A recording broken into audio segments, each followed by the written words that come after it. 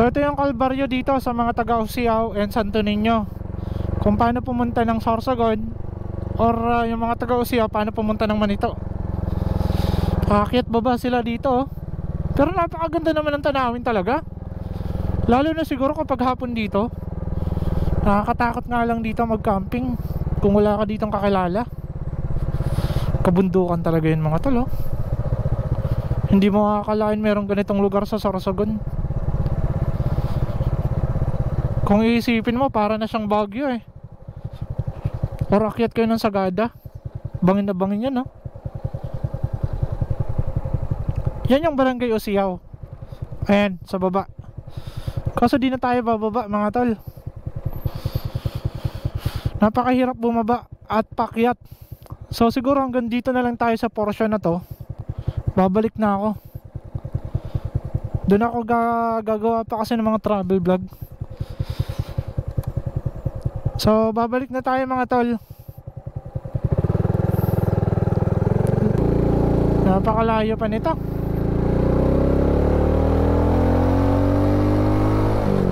Okay, pabalik tayo. 12. Parang magsha-shopee ka lang, ha. Ate, masaklap. Pagpabalik na naman. Pero chill ride na lang tayo. Hanap na lang tayo ng pwedeng mapagpahingahan, kain, tapos sabantay na naman. Bahala na. Ganda sana yung dalhin eh. Lalagyan ng mga arcades. Iniwan lang doon. Kawawa naman si Uno kapag kinargahan ko nun. Uy, pinilit ng ano. Ingat po. Nag-offer sana ako sa kanila, ihatid sila dun sa baba. Pero nagdadalawa sila ang isip dun kasi yung kalahati na yan. Willing sana ako isakay sila dito kung nakasalubong ko sila. Lalakarin nila yung pababa, oh, para lang makapag-deliver sila, para makuha lang nila yung kung anong kukunin nila sa baba na lista. Kargado daw sila eh.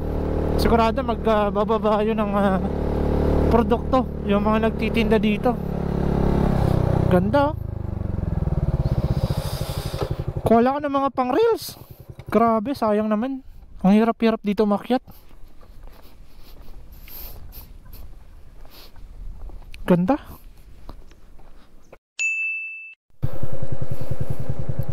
Sorry, tigil muna tayo. Pero pabalik na tayo dito sa putol na kalsada na to. Dito, masusubukan na naman yung Uno ang pag-akyat. Tinayin na naman yung kalsada, oh. Bagsak na bagsak. Pakyat na naman tayo. Paka-solid nila.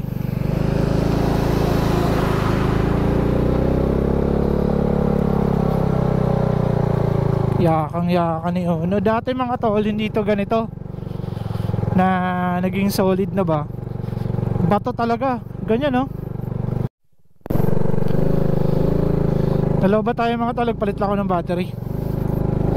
So sabi ko nga dati talaga, batong bato to. Yung tipong iikot na iikot yung gulong nyo sa sobrang dami ng bato. Yan, kung nakita nyo kanina yung 4x4 nakaakyat dito. So kung gusto nyo mamasyal dito at meron kayong 4x4, kayang kaya. Yakang-yakan ng sasakyan. Basta hindi lang yung kargado. Ayun, no? Kayang-kaya na to ng motor. Lalo na kapag naging kalsada na to. Ganun kakahapit ang Shipa tire kahit dito. Sabak na sabak. Sir, thank you.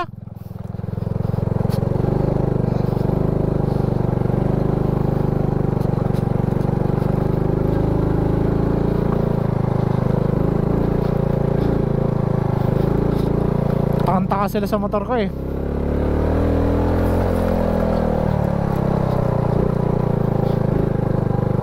Malakas ni Uno. Yan, oh. Kumalik na tayo ng Tiwasay. Grabe. Kata kapag nadiretso na to, dati ito hindi pa kalsada. Dito ako na, kung wala lang akong kasama, Nakalimutan ko ng mga pangalanan. Sinamahan nila ako dito. Ayan no. Kung wala lang akong kasama nun, parang siguro babalik na ako. Tapos dito, tuloy-tuloy na yung kalsada mga tol. Wala na kayong problema. Napakaganda. Tapos nandun yung mga gandang tanawin. Doon ako mag-vlog ng sa cellphone. Mga pang reel ba? Napakaganda na pala talaga ng ano. Sorsogon ang Bacon to Manito Road. Or kung galing naman kayo doon, pwede naman kayo dito dumaan. Galing kayo ng Manito.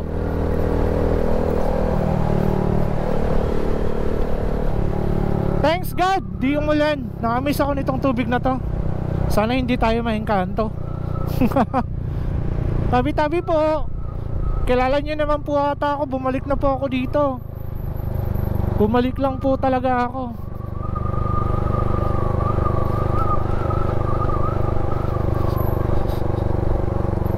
Ganda. Shit. Wait lang. Isang cellphone lang, isang picture lang. Isang picture lang talaga. Uy, bugsak. Muntik na. Lesson learned. Huwag nyo agad iiwan yung motor nyo. Gagi, doon natin yan pupulutin. Tapos dapat nakaganyan. Muntik na, kanabahan ako din mga tol.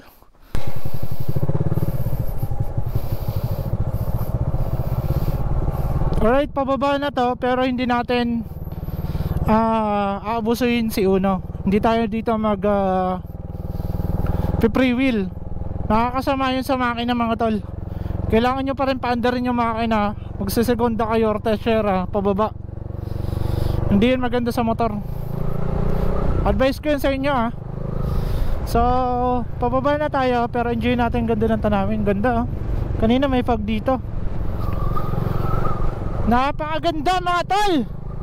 Very amazing. Ayan bubungad sa inyo yung ganitong tanawin Hey, solid.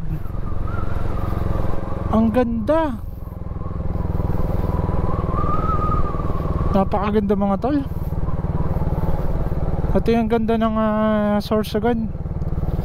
Ito Albay portion to. Ito yung Rapu-Rapu.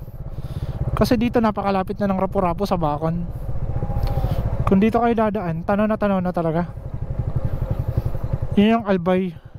Mount Mayon yan kasi hindi nagpakita. Ang ganda Tapos dun pa tayo sa baba. Napakaganda. Shit. Yan yung ginagawa nila sa bundok para hindi bumagsak ng bumagsak yung lupa. Babalik naman yan sa dati kapag buti na lang hindi nila pinag-aalis yung mga punong kahoy talagang nakatanim sa pinakatuktok. Laking tulong yan. Ganda. Napakaganda ng Sorsogon. Wala nga lang ako dito kausap para ipakita sa mga tao din na pumupunta na ganito kaganda. Ito na lang, vlog na lang. 92%.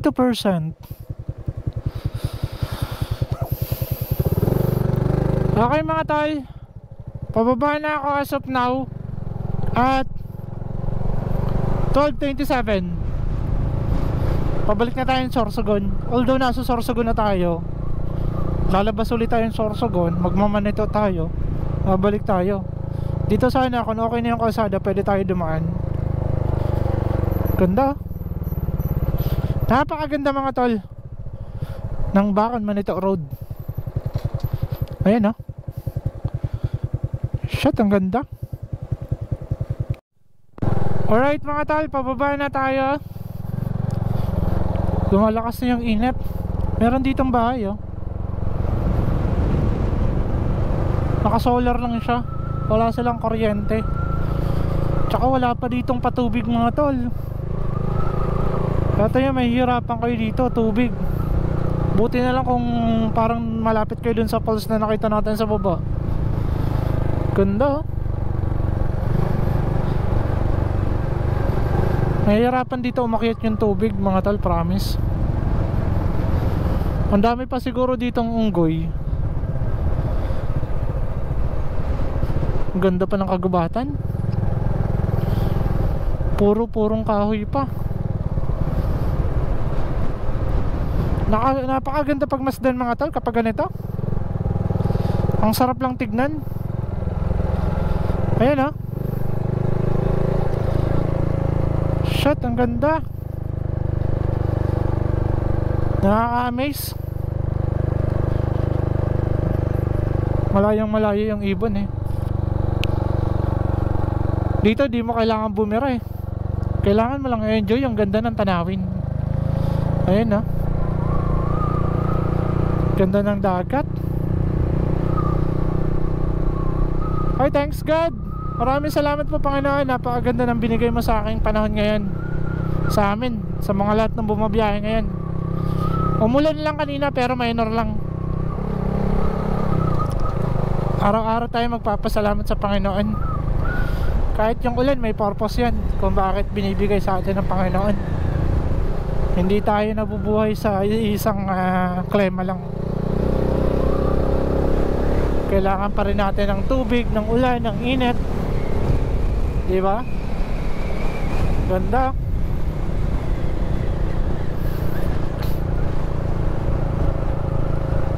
Napaka-solid na naman ang biyahe natin ngayon. Ano dun? Pasok na tayo dun. Ano kaya meron dun? Dito pwede mag-camping mga tol. Yung portion na yun, no? Mukhang may bahay dyan. Maputik. Ayoko na subukan. Pero ang daming daanan. Ganda. Doon tayo galing, sa tulay na yan. Pero doon pa rin tayo dadaan. Sobrang ganda naman itong lugar na to. Wala nga lang puno-punong kahoy para magpahinga kayo ng saglit. Kahit dun sa taas parang wala. Naubos. Pero darating yung araw magiging marami din yung punong kahoy dito. Magtatanim mga tao dito. Ganda pa ng kalikasan. Pabalik na tayo.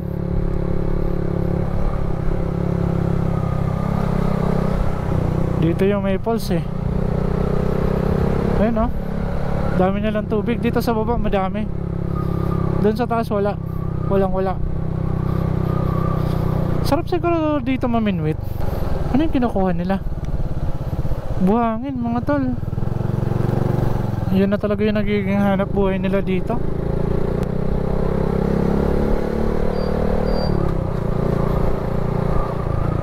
Dito may malaking bahay din, oh.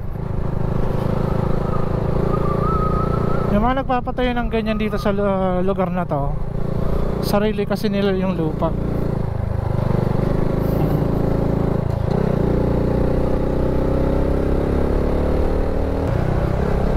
Okay, diretso na tayo. Uwian na. Napaka-solid na naman ang biyahe natin ngayon dito sa Manito.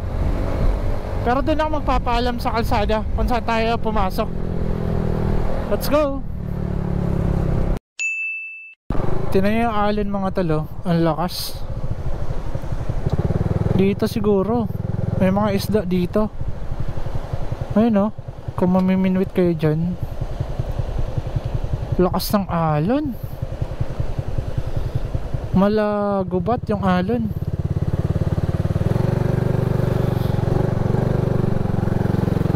Pag ganyan yung alon, walang ka-shell dyan. Alright mga tol. So dito na ulit ako sa boundary ng Sorsogon proper and Albay proper, Albay province, which is Manito. Pasok ulit tayo, ayan, oh. Doon, Sorsogon. Welcome, Manito. Balik tayo dito. Enjoy na lang natin yung ganda ng kalsada. Habang mainit, kasi kanina umulan. Ngayon wala nang pagbabadya. Napakaganda naman ang araw natin ngayon. Hey, bibirada tayo pero dahan-dahan lang kasi siuwian yung mga estudyante. Karamihan ng mga estudyante dito nakamotor na eh, kasi yun yung way of transportation nila. Wala man lang dito bumabiyahe na tricycle, iilan lang. Hindi kagaya sa atin, halos sisiagawan yung mga tricycle eh.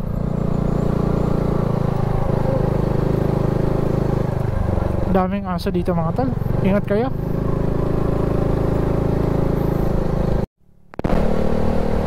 Hey, kurbada mga tol, ganda ng kalsada dito. Okay, balik tayo dito sa tulay na to. Pitik-pitik lang tayo ng silinyador para safe pa rin. Akyat na naman.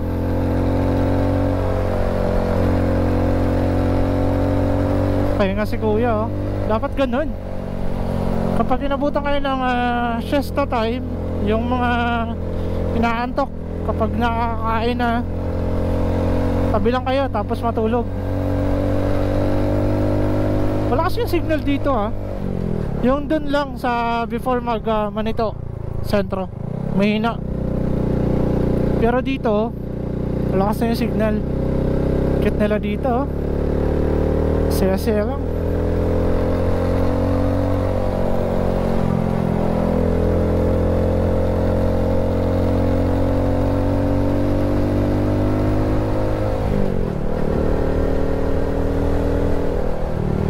Diretso na ito pa uwi para may oras pa tayong pahinga. Kasi today mansa rin namin ni GF, magde-date din kami mamayang hapon. Sa umaga rides tayo kapag walang pasok. Kagabi kasi trabaho ko mga tol, ganun talaga eh. Hindi tayo aasa sa pagbablog lang, kailangan natin may extra income pa. At ganda oh. Shit, presko.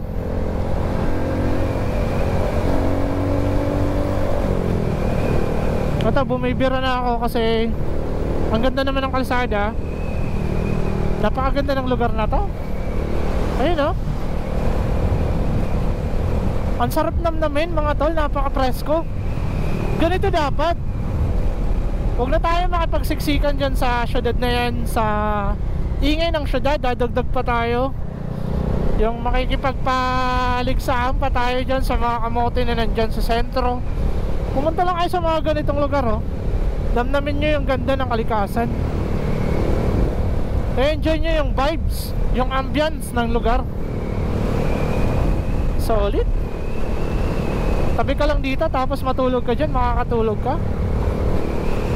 Dala ka lang ng duyan. Mabilis lang natin ha. Alam nyo mga tol, kung may sasakyan talaga kayo, hindi na ako papasok doon. Papunta yun ng nag-asulik eh. Diretso na tayo pa uwi. Gaya nga sabi ko mga tol, alam nyo, kung may 4x4 kayo, kayang-kaya umakyat. Kayang-kaya umakyat, lumabas. Kahit abutan pa kayo ng ulan. Bato at buhangin naman yung nilagay nila doon, kaya hindi kayo may stranded doon. Mabilis na yan, matatapos na yan. Yung doon na lang sa may bakon yung problema. Yung labasan talaga papuntang Sorsogon City. Pag natapos na yan, wala nang problema. Hindi na nakakawa yung mga tao na nandito, na mga taga Sorsogon na nandito. Nagiging barrier nila yung bundok na yan eh, para maging parte sila ng isang bayan ng Sorsogon. Minsan nakakalimutan na sila eh, diba? Nakakalimutan na natin yung meron tayong mga kababayan na nandito, pumipilit na lumalaban at nakikipagsapalaran sa ganong estado ng buhay, sa ganong ikot ng buhay.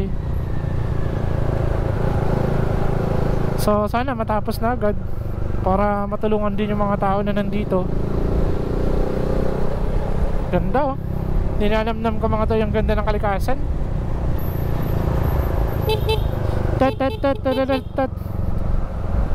Ay, dami lang aso talaga dito. Kaya kung hindi kayo pamilyar sa lugar na to, huwag kayo dito bibira ng bibira. Ayan oh. Huwag lang kayo mag-comment na ba't di talian ng mga taong nakatira dito. Alam nyo kasi mga tol, kapag sa probinsya tas kabundukan, normal na nakakawala yung mga aso. Isa yan sa mga security nila dito. Laking tulong yan. Although perwisyo sa mata natin, kasi nandito sa tabi ng kalsada, nasa sa atin na lang kung mag-iingat tayo hindi. Kasi naiilaga naman eh. Hindi naman sa promote ko yung pakawalan yung mga aso dyan. Sa syudad bawal kasi ang dami. Dito normal na yan, kasi nandito sila sa lugar na malayo. At walang kasiguraduhan kung gaano kaligtas yung bawat gabi na dumarating sa kanila. Kaya yung aso yung nagiging security nila dito. Kaya nakawala. Sana intindihin na lang natin. Pero yung mga nasa syudad hindi ko tinotolerate na pakawalan nyo din. Nandiyan na lang kayo sa syudad, talian nyo naman. Kasi ang bilis lang naman humingi ng mga tulong dyan, lalo na kung may mga kapitbahay naman kayo.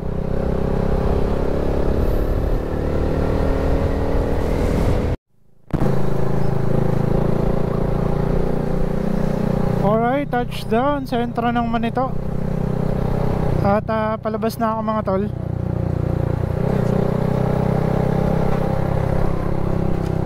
Solid naman dito.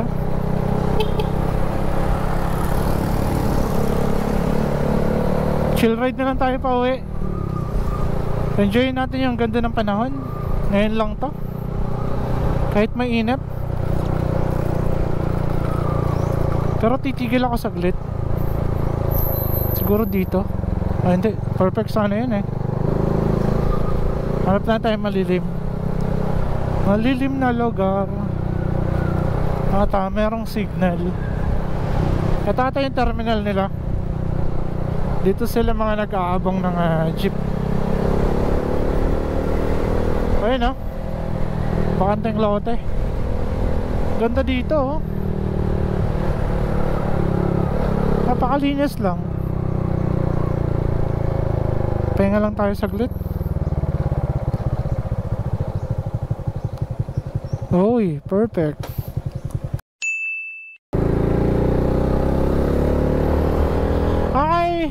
Nakapagpahinga na ako. Banta na naman. Ganda ng pagkaka-arrange ng pagkakatanim ng mga punong nyog. Ganda dito Ganda ng panahon mga tol. Yun, di ko alam kung saan yan.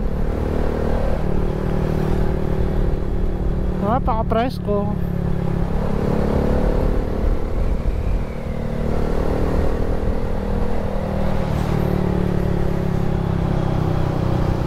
Nangingas doon yung mga bata Ganda mga tol. Mapapaikutan sila ng bulubundukin.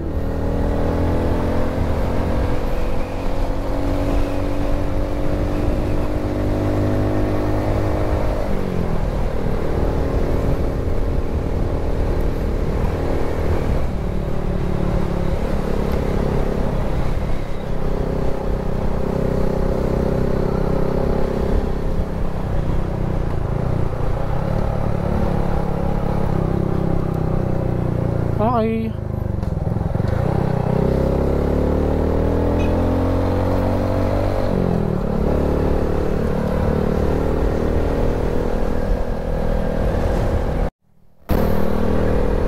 Alright. Grabe yung mga karbadahan dito mga tol. Parang mas nahila ako pagpabalik. Ayun solid. Kahit ayaw ko bumangking, napapabangking na lang ako eh. Ayan na naman. Meron na naman. Kaya lang ang tulis nito. Palalim nun.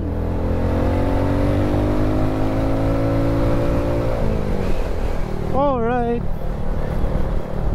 Ang ikli lang pala nun. Hirap dito pag nag-overshoot. Bato yung babagsakan mo. Ayan puro bato yan.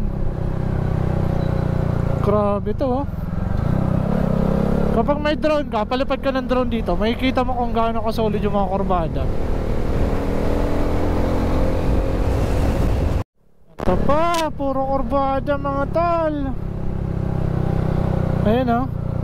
Kung bago ka sa lugar na to, huwag ka maghahamon dito ng mga taga dito na nagmomotor ng kurbadahan. Ako, paglalaroan ka ng mga taga dito, araw-araw pa naman ito yung dinadaanan nila. Ayan o. Grabe.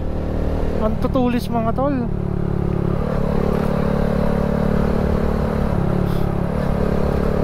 Abay, napaka-solid naman nun. Grabe, sanay na yung mga taga dito sa bangkingan. Grabe yung mga kurbada. Kahit ayaw mo magbangking, mapapabangking ka. Kasi yung hulma ng kalsada talagang ibabagsak ka. Kapag binawi mo yan, patay ka. Hindi mo yan sinabayan, parang kakontrahin mo, tatapong ka nyan.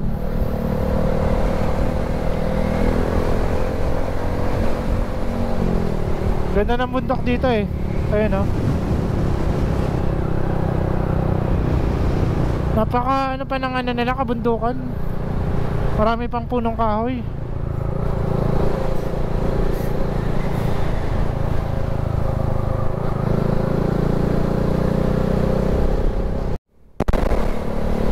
Grabe, ang likurbado mga tol. Ang Manito, Tubacon. Dito pantayan na. Nakakapagpahinga na din. Nahihilo na ako eh. Kailangan pala kapag pumunta kayo dito, mag-bonamin kayo. Nakakahilo. Uy, grabe yan. Paka-solid naman. Kunting pahinga lang ng pantayan, kurbada na naman. Kahit sentro, kurbada din. My God. Ganda ng portion na to oh. Pwede mo pantayin, pwede mo kurbadahin. Ganda. Wala dito ka bahay-bahay. Wala man lang dito nagtitinda para tambayan agad. Ang aliwalas kaya. Siguro yun yung dating kalsada oh.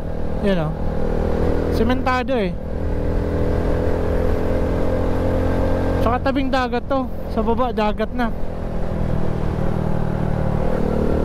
Grabe yung kurbadahan mga tol oh. Pwede ka maglaro pero mag-ingat ka lang. Kasi gulatan eh. 2 lanes lang.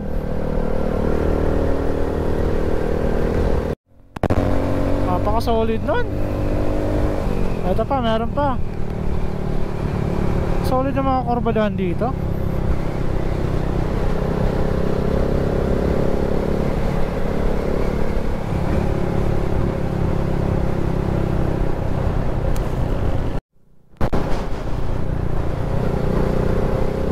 May paaralan pala talaga dito. Dito tayo nagpahinga kanina eh, tsaka nag-snack. Bilis lang natin, nakababa na tayo 1:30.